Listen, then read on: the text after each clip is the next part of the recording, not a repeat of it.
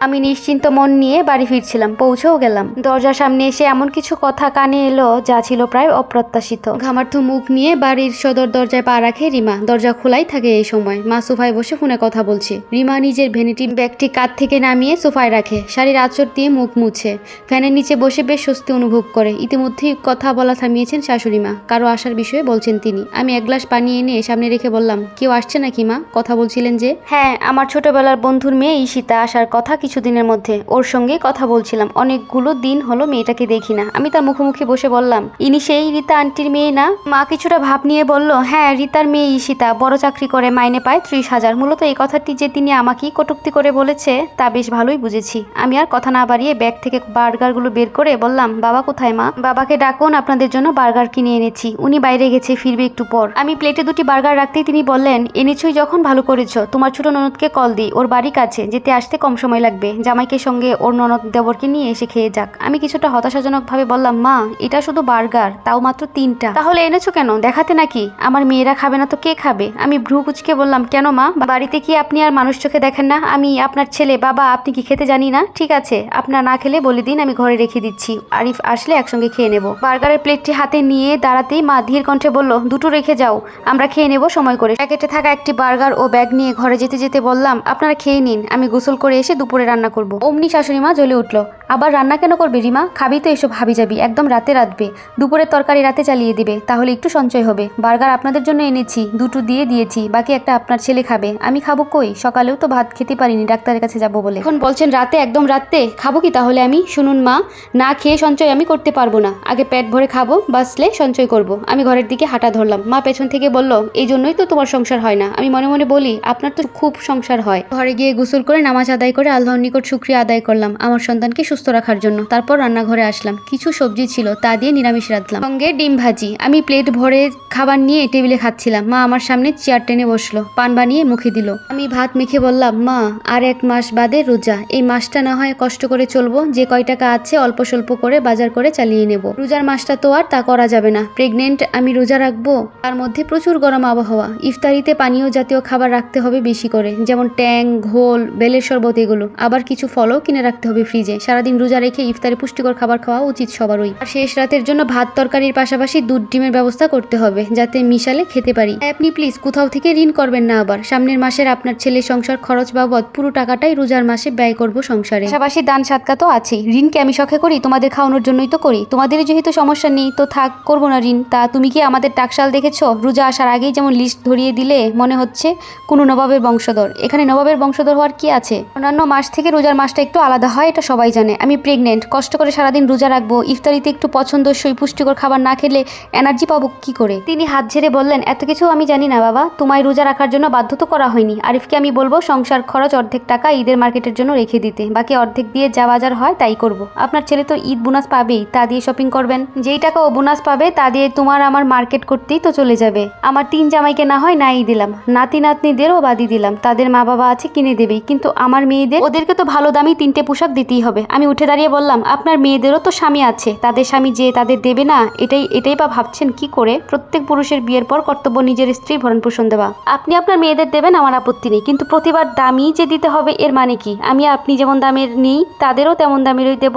মধ্যবিত্ত পরিবারের মাঝামাঝি দামের পোশাক। এছাড়াও কোন হাদিসে শুনিনি যে ঈদে দামি পোশাকই দিতে হয়? পোশাক তো পোশাকই, নতুন জামা হলে ঈদ পালন করা যায়। এখানে দামি কম দামি ম্যাটার করে না। তোমারও তো জ্ঞান আমি শুনতে চাইনি। আমিও ঝাঁঝালো কণ্ঠে বললাম, ঠিক আছে, এবার ঈদে তাহলে সমান সমান নেওয়া হবে। ওরা যত দামের পোশাক নেবে আমাকেও তত দামেরই দিতে হবে। তিনি প্রচন্ড ক্ষিপ্ত হয়ে আঙুল উঠিয়ে বলেন, রিমা ভুলে যেও না তুমি এই বাড়ির বউ, এটা তোমার বাবার বাড়ি নয়। আমিও তেজি কণ্ঠে বললাম, আপনিও তো বউ, আপনারও এটা বাবার বাড়ি নয়। তোমার মতো অসভ্য বৌমা আমি দুনিয়াতে দেখিনি। উক্ত কথাটি বলে তিনি রাগে ফুঁসতে ফুঁসতে ঘরে চলে গেলেন। জানি না এতগুলো কথা বলা ঠিক হলো কিনা, কিন্তু বিশ্বাস করুন আমি চুপ থেকেও দেখেছি অন্যায় মাত্রাতিরিক্ত হয়ে যায়। সুতরাং জবাব দেওয়াটাকেই ঠিক মনে করি আমি। এমনিতেই তার দৃষ্টিতে সবচেয়ে বাজে মেয়ে বউ আমি, তাই বাজে হয়েই থাকি না, ভালো হওয়ার সুগুণ হারিয়ে ফেলি। ফেলেছি, এখন আর ভালো থাকতে ইচ্ছা করে না। আরিফ বাড়ি ফিরলো বিকেল করেই। আমি তার কাছে গিয়ে বললাম, আজ এত তাড়াতাড়ি চলে এলে? অফিসের কাজ কম ছিল বুঝি? কোনো জবাব দিল না সে। বুঝলাম রাগ করে আছে এখনো। আমি আরিফের শার্টের একটি হাতা টেনে ধরে বললাম, অফিসের কাজ কম ছিল বুঝি? কোনো জবাব দিল না সে। বুঝলাম রাগ করে আছে। আমি আরিফের শার্টের একটি হাতা টেনে ধরে বললাম, কি গো জবাব দিচ্ছ না কেন? আরিফ রাগে চোখে তাকালো। কিছুটা সরে গেলাম আমি। পরক্ষণে দৃষ্টি ঠান্ডা করে বলল, আমি বাড়ি আসলেও এখন তোমার সমস্যা হচ্ছে নাকি রিমা? একের পর এক প্রশ্ন করেই যাচ্ছ। পাগল করতে চাও আমায়? তার হঠাৎ এমন রাগের কারণ ঠিক বুঝলাম না আমি। কখনো তো এমন করে না। ঠিক আছে বাদ দাও, আমি তোমার জন্য বার্গার কিনে এনেছি ডাক্তার দেখিয়ে আসার সময়, খেয়ে দেখো কেমন লাগে। আরিফ শার্ট খুলতে খুলতে বলল, খাবো না, মুড নেই, তুমি খেয়ে নাও। বাথরুমে চলে গেল সে আমায় উপেক্ষা করে। আমি ঠায় বসে রইলাম। টেবিলে পড়ে রইল বহু ভালোবেসে কিনে আনা বার্গার খান। বাথরুম থেকে বের হয়ে চুল চিরুনি করছিল আরিফ। আমি তার সামনে দাঁড়িয়ে বললাম, আচ্ছা আরিফ, আমি তোমায় বললাম ডাক্তার দেখিয়ে এসেছি, একবারও তো জিজ্ঞেস করলে না কেন গেছি, কিছু হয়েছে কিনা? নিজের সন্তান নিয়ে কি তুমি একটুও এক্সাইটেড নও? কি বলতে চাও তুমি রিমা? এক্সাইটেডের ধরন কি? আমি এখন পাড়ায় পাড়ায় নেচে বেড়াবো? আর বাচ্চা অবশ্যই ভালোই আছে, ডাক্তারও দেখিয়ে এসেছো। খারাপ থাকলে তো এতক্ষণে আমার মায়ের সঙ্গে ঝগড়া শুরু করে দিতে, দোষ ধরতে, তর্ক করতে।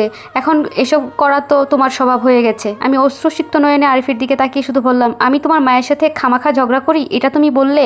তা নয় তো কি? যখন আসি তখনই শুধু তোমাদের ঝামেলা দেখি। আমি আর জবাব দিলাম না। বেরিয়ে এলাম ঘর থেকে। কান্নায় গলা দলা পেকে আছে। অনেক সময় খুব প্রতিবাদী মানুষের বুলিও আটকায়, যেমনটা আমার আটকালো আজ। ছাদের এক কোণে দাঁড়িয়ে আছে রিমা। মাগরিবের আজান দেবে দেবে ভাব। চারপাশ গুধুলিতে ছেয়ে গেছে। আকাশমানে তাকিয়ে চোখের নোনা জল বিসর্জন দিচ্ছে রিমা। কাকে ভালোবেসে এত বছর পার করলো সে? এই কি সেই মানুষটা? এত পরিবর্তন অচেনা লাগে ভীষণ। রিমার প্রেগনেন্সির পর থেকে আরিফের এমন পরিবর্তন শুরু হয়েছে, তবে ইদানিং তা মাত্রাতিরিক্ত হয়ে যাচ্ছে। নিচ থেকে ডাক ভেসে আসে মার। চোখের জল মুছে কাপড় উঠিয়ে নিচে আসে সে। মা সোফায় বসে টিভি দেখছে। আমাকে উদ্দেশ্য করে বলে, রাতের রান্না তুলে দাও, চাল মেপে নেবে ভালো মতে, খাওয়ার পর ভাত যেন নষ্ট না হয়। সকাল পর্যন্ত এই চালের ভাত থাকে না, পচে যায়, গন্ধ বেরোয়। ডাল রান্না করো, ডিম ভুনা করো। ঠিক আছে মা। আমি রান্নাঘরে ঢুকি। চুলগুলো হাত খোপা করে ডালের পানি উঠিয়ে দিই আগে। ঝুড়ি বের করে দেখি একটাও কাঁচা মরিচ নেই। রান্নাঘর থেকে মাথা বের করে মাকে উদ্দেশ্য করে বলি, মরিচ নেই মা, ডাল রান্না করবো কি করে? তিনি বিরক্তিকর মুখ নিয়ে বললেন, তাহলে ডাল রেখে ডিম ভুনা করো, আর আলু ভাতে দাও দুটো।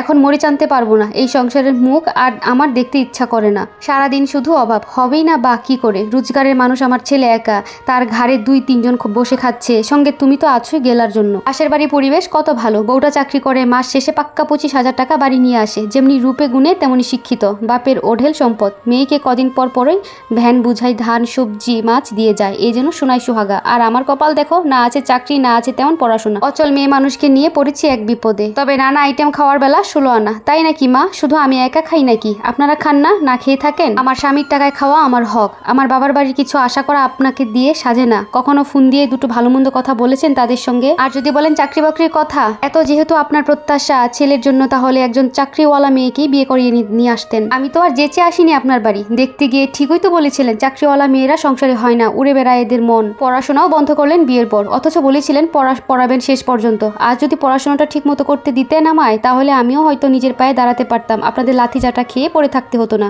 আমারও একটা পরিচয় হতো। আর অচল বলছেন কাকে আপনি? এই যে 3 বেলা আপনাদের রান্না করে খাওয়াই, খেদমত করি, আপনার ছেলের কাজগুলো করে দিই, এগুলো কি কাজের মধ্যে পড়ে না? বেতনভুক্ত হলে ওই পাশের বাড়ির ভাবির থেকেও বেশি টাকা মাস শেষে আমি পেতাম। তিনি ঝাঁঝালো কণ্ঠে বললেন, হ্যাঁ আমার খেয়ে নিয়ে আমার থেকেই টাকা নেবে তুমি। সংসারের প্রতি মায়া থাকলেই রোজগার করা যায় নিজের বুদ্ধিতে। পাশের বাড়ির ছাত্রাবাসে 2 বেলা রান্না করে দিলেও তো মাস শেষে 4,000 টাকা ঘরে আসে। কিন্তু তা কেন করবে তুমি? ঘরে বসে খাবে আর আমার সঙ্গে মুখ চালাবে। ভাগ্যিস কম পড়াশোনা জানা, তাতেই যা চোপা। বেশি জানলে আমাদের চামড়া ছাড়িয়ে নুন দিতে। হ্যাঁ মা, সত্যি তাই করতাম, নুন ঝাল দিয়ে কষাতাম। আমার দিকে রাগী দৃষ্টি নিক্ষেপ করে মা। সেদিকে পাত্তা না দিয়ে নিজের কাজে মনোযোগী হলাম। রাতের খাবার শেষ হলো 9টায়। আমি ঘরে গিয়ে এক কোণে শুলাম বিছানায়। আরিফ এসে শুলো ঠিকই আমার পাশে, তবে কথা বললো না। আমি আরিফের পাশ ফিরতেই দেখলাম ফোন দেখছে আর মুসকি মুসকি হাসছে, কানে ইয়ারফোন। ভাবলাম ফানি ভিডিও টিডিও দেখছে হয়তো। আমি তার দিকে এগোতেই ফোন ও পাশে কাত করলো আরিফ। আমি কিঞ্চিত হেসে বললাম, কি দেখছো? আমাকেও একটু দেখাও। আরিফ চোখ দুটো বড় বড় করে বলল, তুমি কি আমায় সন্দেহ করো রিমা? আমার মুখে আধার নামে। সন্দেহ কেন করবো আরিফ? তাহলে এমন গরুর মতো চোখ করে চুরি করে ফোন দেখতে এসেছো কেন?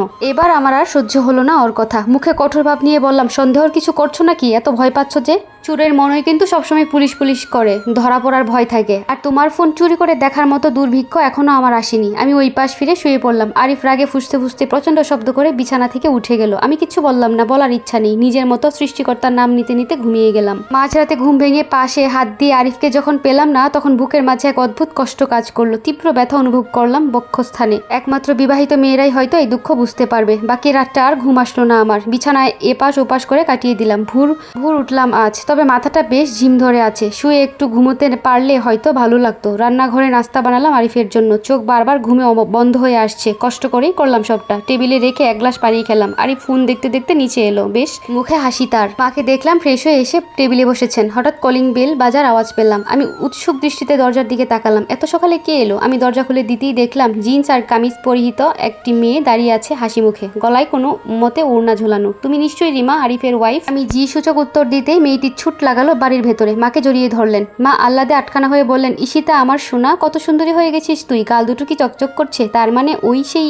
ঈশিতা? মেয়েটির ভাবসাব কেমন যেন, মুসলিম ঘরের মেয়ে হয়েও কেমন পোশাক আশাক। যদিও প্রথম দেখায় কারো সম্পর্কে এত কিছু ভাবা ঠিক নয়। মা ঈশিতাকে ছেড়ে দিয়ে বললেন, এত সকালে এসেছিস, খেয়ে এসেছিস কি? ঈশিতা ন্যাকামো সুরে বলল, খাইনি আন্টি, তোমার হাতে খাবো আমি। মা ঈশিতাকে টেবিলে বসালেন আরিফের পাশে, আমায় খাবার দিতে বলল। আরিফ ঈশিতার দিকে তাকিয়ে মুস্কি হাসছে, সঙ্গে ইশারাতেও কথা বলছে। দেখে মনে হচ্ছে প্রতিদিনই দেখা হয় এদের। আমি খাবার বেড়ে দিলাম। ঈশিতা তার গলার সঙ্গে ঝুলানো ফিলফিলে পাতলা উড়না খান খুলে চেয়ারে রাখলো। এবারের বিষয়টি অভদ্রতা মনে হলো আমার। যতই তারা পরিচিত হোক, এইভাবে অন্যের বাড়ি এসে একজন পরপুরুষের সঙ্গে বসে খাচ্ছে, উড়না রাখাটা অনুচিত। অন্তত গায়ে তো ছিল সেটি। কিন্তু কি আর বলবো, শহরের মেয়ে, চাকরি করে, ভালো মাইনে পায়, মডার্ন হবে স্বাভাবিক। তবে তা পোশাকে শালীনতা রাখা উচিত অবশ্যই। আরিফকে দেখলাম হেসে হেসে কথা বলছে আর খাচ্ছে, হাতে যেন তার অফুরন্ত সময়। আমি ঘড়ির দিকে তাকিয়ে দেখলাম আরিফের অফিসের টাইম হয়ে গেছে প্রায়। আমি আরিফের পাশে দাঁড়িয়ে আস্তে করে বললাম, তোমার অফিসের সময় হয়ে যাচ্ছে, যাবে কখন?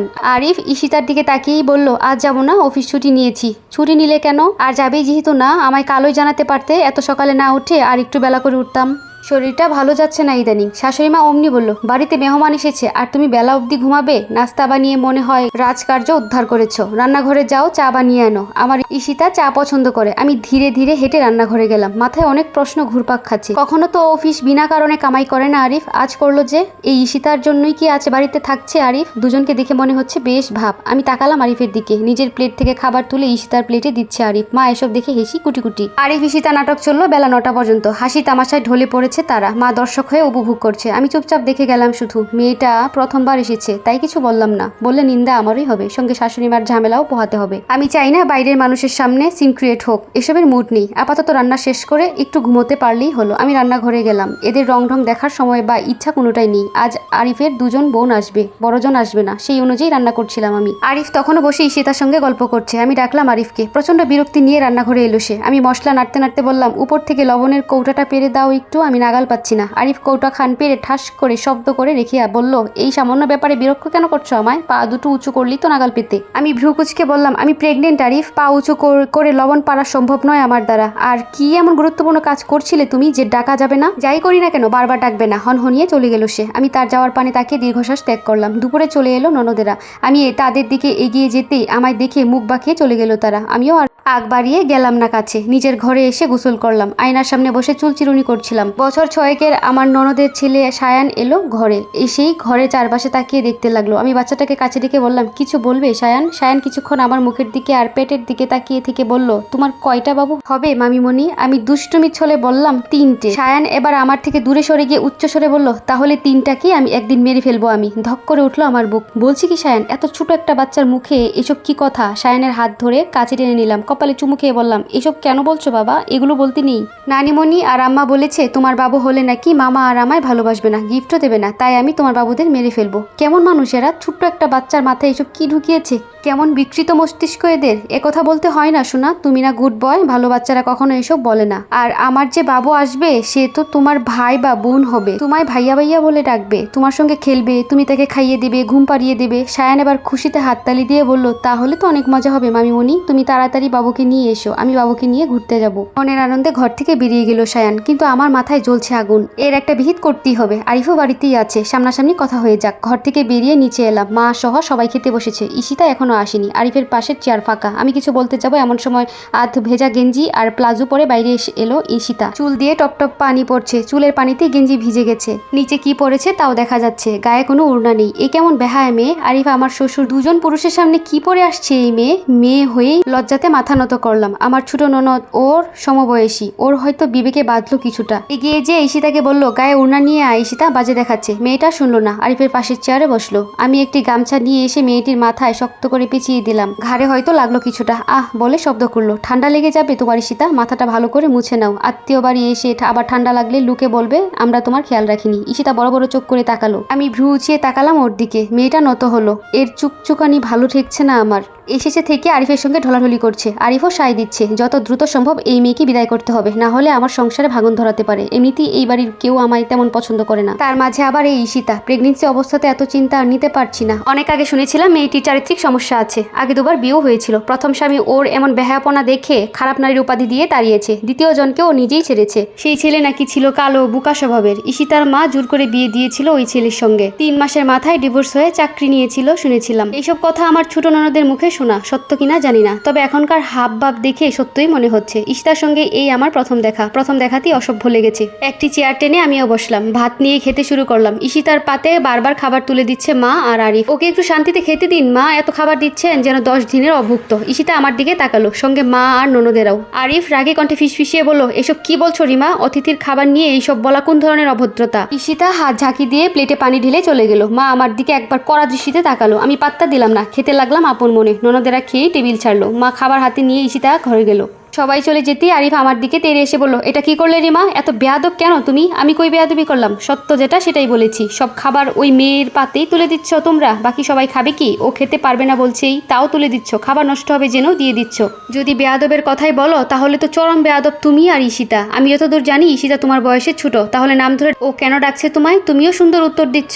বড় ভাই তুল্য ছেলেকে নাম ধরে ডাকাটা বেয়াদবি, আর সেটাকে প্রতিবাদ না করাও অন্যায়কারী। সুতরাং আমায় বলতে এসো না। আরিফ ক্ষিপ্ত স্বরে বলল কে কাকে কি বলে ডাকবে এখন সেটাও কি তুমি ঠিক করে দেবে? আমি কিছু বললাম না। আরিফ চলে গেল চেয়ারে আঘাত করে। মাথার আগে গজগজ করছে আমার, কিন্তু মুখে শান্ত ভাব। ও চলে যেতেই পরপর 2 গ্লাস পানি খেলাম। বিকেল হয়ে আসতেই ননদেরা চলে গেল। থাকলো শুধু ঈশিতা। ভাবলাম কাল যাবে হয়তো। এত বছর পর যেহেতু এসেছে, ঈশিতাকে অতিথি হিসেবে ট্রিট করতাম। মেহমান সৃষ্টিকর্তার নিয়ামত, কিন্তু মেহমানদের মেহমানের সম্মান বজায় রাখা উচিত। এমন বেহায়া মেহমানকে আদর যত্ন করার রুচি নেই। সন্ধ্যায় আমি নিচে এলাম হালকা কিছু খাবার বানাতে। এসেই দেখি ঈশিতা ব্যস্ত হাতে কিচেনে রান্না করছে। পাশে দাঁড়িয়ে আছে আরিফ। হেল্প করছে ঈশিতাকে। আমার দেখা মতে আজ পর্যন্ত খুব বেশি প্রয়োজন ছাড়া রান্নাঘরে আসেনি আরিফ। হেল্প করা তো দূরেই থাক, আমার শত অসুস্থতাতেও একটিবার আসেনি সাহায্য করতে। আজ কিনা সামান্য নাস্তা বানাতে সাহায্য করছে ঈশিতাকে। কিচেনে ঢুকলাম আমি। নুডলস রান্না করছে ঈশিতা। আমি দুজনে পেছনে দাঁড়িয়ে রইলাম। ঈশিতা নাস্তা বানাচ্ছ?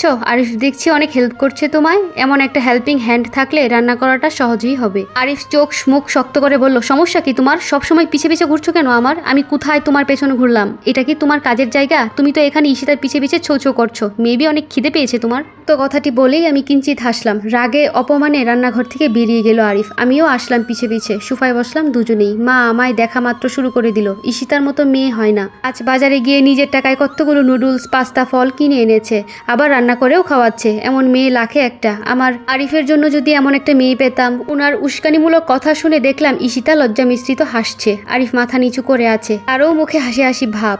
আমি কড়া সরে বললাম ঠিক আছে বউ করে নিন না মা। কাবিনে 5 লাখ, মামলা করলে 2-3 লাখ তো পাবই। সঙ্গে 7 বছর পর্যন্ত বাচ্চার দায়িত্ব পেলে যাবতীয় খরচ সহ মিলিয়ে 10-12 লাখ তো পাবই। আপনারা টাকাগুলো ম্যানেজ করুন। কাল কোর্টে গিয়ে এই ব্যাপারে কথা বলে আসবো আমি। একটু দেরি হবে অবশ্য, পেটের সন্তান থাকাকালীন এসব হয় না, কিন্তু কেস কাহিনী ঠিকই হবে। শাশুড়ি মা বিস্ফোরণ চোখে তাকালো আমার দিকে। আরিফ আমার পাশ ঘেঁষে বসে বলল এগুলো বলতে নেই রিমা, মায়ের বয়স হয়েছে, ভুলভাল বকে। এটা কি কখনো সম্ভব? ঈশিতা হলো আমার বোনের মতো। গল্প আরো আকর্ষণীয় হবে, একটু ধৈর্য ধরুন, অন্যরকম কিছুই হবে। গল্পতে ভালো রেসপন্স না পেলে পরবর্তী অংশ দিতে ইচ্ছে করে না, কারণ একটা লং ভিডিও তৈরি করতে অনেক কষ্ট হয়, অনেক সময়ের ব্যাপার, পরিশ্রমের ব্যাপার। তাই বেশি বেশি লাইক কমেন্ট আর একটা শেয়ার করে পাশেই থাকুন। ভালো রেসপন্স আসলে খুব দ্রুত পেয়ে যাবেন। আর আপনারা চাইলে আর 3টি পর্বতেই শেষ করে দিব।